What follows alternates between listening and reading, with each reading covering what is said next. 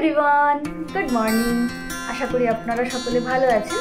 আজকে 30 তারিখ, এখন ভোরবেলা 4:30টার সময় আমরা সবাই রেডি হয়ে গেছি বোনের দধিমঙ্গলের জন্য। কাল রাতে অনেক দেরিতে ঘুমিয়েছি সবাই, তো সেই জন্য উঠতে পারছিলাম না, এখনো চোখ বন্ধ হয়ে যাচ্ছে। এদিকে লিপস্টিক, কাজল, শাড়ি টাড়ি পরে সাজা কমপ্লিট হয়ে গেছে আমাদের। এখন ওই 4:30 মতো বাজে, বাইরে একদম ঘুটঘুটে অন্ধকার।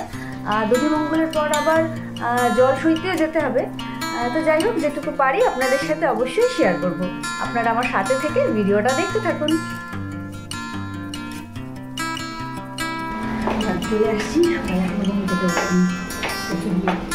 অবস্থা রেডি হচ্ছে। আর এই যে আমার ছোট পিসিও উঠে পড়েছে, আর পিসির গলার না ভীষণ খারাপ অবস্থা, গলা দিয়ে আওয়াজ বেরোচ্ছে না। আর এই হলো আমাদের ছোট্ট বুনি, দেখুন অবস্থা। দিদির আজকে দধিমঙ্গল, আর উনি এখনো বিছানা থেকে ওঠেননি। আমাকে দেখে এখন তাই লজ্জায় মুখ ঢাকছে।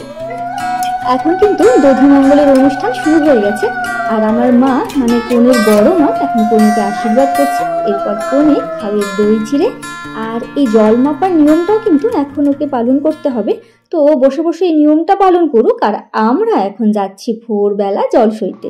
আর এখানে অলসাতে যে রয়েছে সে কিন্তু আমাদের সব থেকে বড় দিদি, মানে আমার বড় পিসির বড় মেয়ে, আর সাথে আছে আমাদের জামাইবাবু। এখন অনেকটাই ভোর, তো সেই জন্য আমরা সবাই মিলে কিন্তু জল সইতে আসিনি। এখন আমি, মা, দিদি, জামাইবাবু, আমার বোন, আর তার সাথে আমার 2 কাকিমণি, আমরা এই কয়েকজনই এসেছি। এরপর দুপুরবেলা আবার যখন কনেকে স্নান করানোর জন্য জল নিতে আসবো, তখন সবাই একসাথে আসবে। আর আজকে এই দিদি জামাইবাবু কিন্তু বিয়ের খুব ইম্পর্টেন্ট একটা নিয়ম পালন করছে। আমাদের নিয়ম আছে যে দধিমঙ্গলের সময় যখন জল সইতে আসা হয়, তখন কোনো এক দম্পতি একসাথে জোর বেঁধে এসে কয়েকটা নিয়ম পালন করে। তো সেই ইম্পর্টেন্ট নিয়মটাই কিন্তু আজকে দিদি জামাইবাবু পালন করলো। তো আমাদের জল নেওয়া আর যা যা কাজ ছিল সে সব নিয়ম পালন করে আমরা এখন কিন্তু বাড়ির সামনেই চলে এসেছি।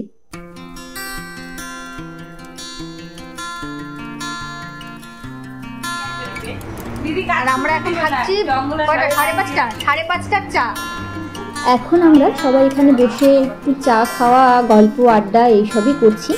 আর আজকে সারাটা দিন কিন্তু আমাদের বেশ ভালোই দৌড়ঝাঁপের মধ্যে দিয়ে কাটবে, আর তার সাথে আনন্দও হবে।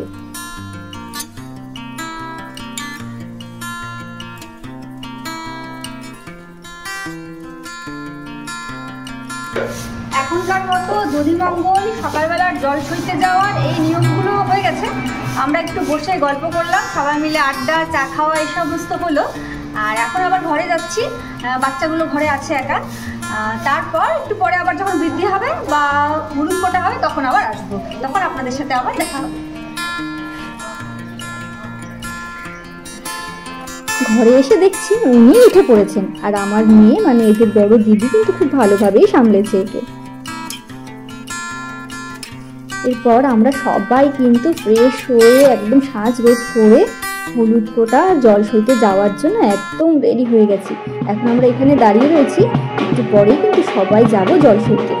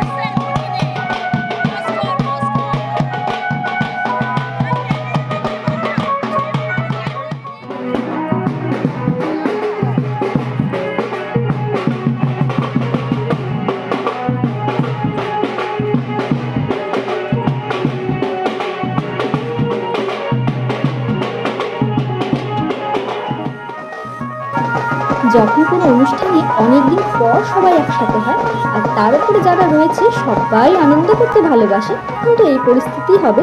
আগের দিন সন্ধেবেলায় জল সইতে গিয়ে আমাদের যা নাচানাচি হয়েছিল এখনও তাই। তো যাই হোক, এই নাচানাচি আনন্দের পর কিন্তু আমরা এখন সবাই চলে যাব ওপরে। ওখানে কিন্তু কনে একদম তৈরি হয়ে বসে আছে, এরপর হবে হলুদ ফোঁটা।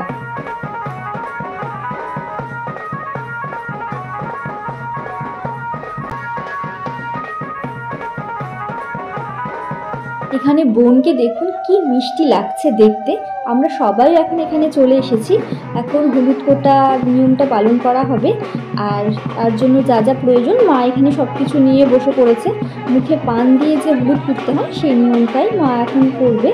আর তারপর দেখুন হলুদ ফোঁটা হয়ে গেছে, মা এখানে একটু গরম করে আশীর্বাদ করে নেবে, আর তারপর কিন্তু সবাই এক এক করে ওকে হলুদ লাগাবে।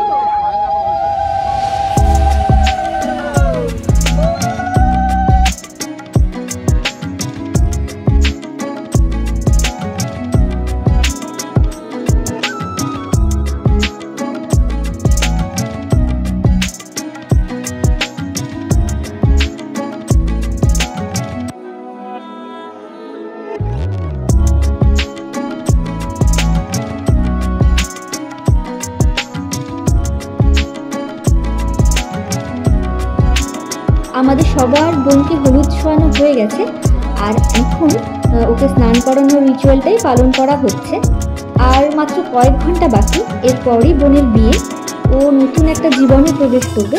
আপনারা সবাই কিন্তু ওকে অবশ্যই আশীর্বাদ করবেন যাতে ও ভালো থাকে, ওর নতুন জীবন যেন সুখের হয়। তাহলে চলুন আজকে এই হলুদ ফোঁটার ভিডিওটা এখানেই শেষ করছি। নেক্সট আপনাদের সাথে দেখা হবে ওর বিয়ের ভিডিও নিয়ে। ততক্ষণ পর্যন্ত সুস্থ থাকবেন, ভালো থাকবেন।